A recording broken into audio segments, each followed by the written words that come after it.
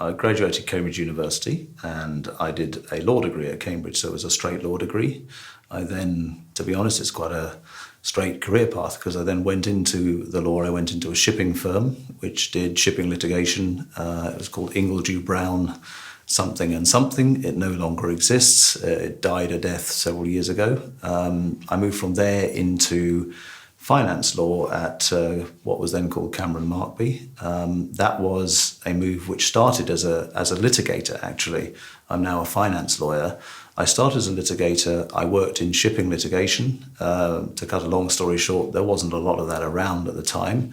There was not a lot to do in the office. The banking lawyers in our firm were very, very busy, so they asked if people would join them, and I said yes. I quite fancied the idea of doing transactional work, which is generally finishes quicker than litigation, which at the time used to take several years to go to court if it ever did. So I joined the banking team in Cameron's. I did several years in that team, mainly loan work, corporate loans, real estate loans, fund loans, etc. I then decided to stay in the law, but to do something slightly different. So I went into HSBC as an in-house counsel, and I spent some time in London and then some time in Hong Kong as a sort of general counsel for HSBC, Hong Kong and Shanghai Bank. Did that for 3 or 4 years. I then had decided I'd seen enough of that. I'd done that, so I went back into private practice. I worked for a firm actually in Bristol called Osborne Clarke, which also has big offices in London, headed their finance team there. There's a theme emerging here. I did about 3 years there. And then I decided that I wanted to come back to London because most of what I do, which is finance related, is really centred on London, and there's not so much of that interesting work to do in the provinces. So I came back to London, joined what was then SJ Berwin as a finance partner.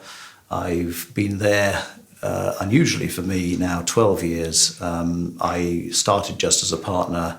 I then became the head of the department, so I've been the head of the department, their finance department, for 7 years, going on 8 actually.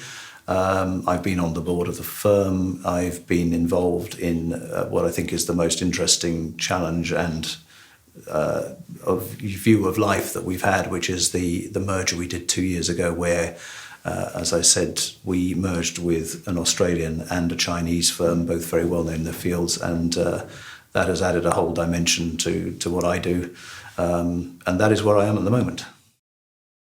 I started off training as a barrister.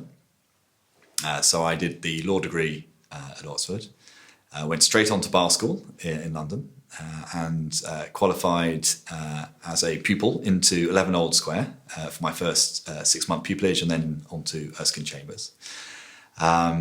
Very much focused on, at that point in my career, being a barrister, and was taken on at 11 Old Square, practicing in particular as a Chancery barrister, trust, insolvency and banking law, but obviously a very varied background on the way through. After about 7 years, I had an opportunity, decided I wanted to give M&A a go, and so went across to Rothschild to really focus on being an M&A advisory banker.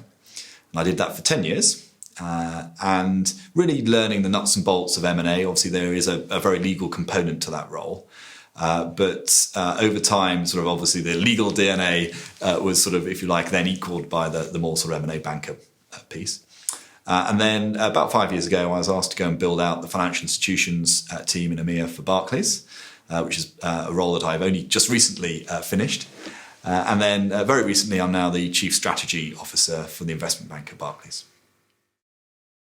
After graduating from jurisprudence in Oxford, I went off and qualified at Linklaters, and then rapidly thereafter followed my favorite partner to an American law firm called White & Case, where I spent a few years doing securities law. So that's everything linked to the capital markets, bonds, derivatives, securitizations, CDOs, the whole gamut, which was great fun. I got lent to Morgan Stanley as a secondee to one of their structuring desks, and thoroughly enjoyed that.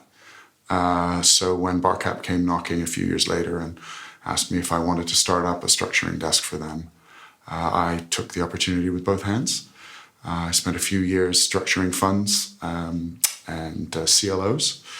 And then post-crisis, spent some time helping the bank figure out its own balance sheet issues. so turning into a balance sheet, problem solver. I then ended up in an origination function at Bank of America Merrill Lynch, basically helping UK banks and insurance companies and Irish banks and insurance companies with their problems. And I now run a business at Lloyd's that is directed on advising all financial institutions, whether it be my own or any client of the banks. And it's great because I never know what's coming across my desk, what the problem is, what regulatory aspect I may have to think about, or commercial market aspect. So that's really been how my career has evolved.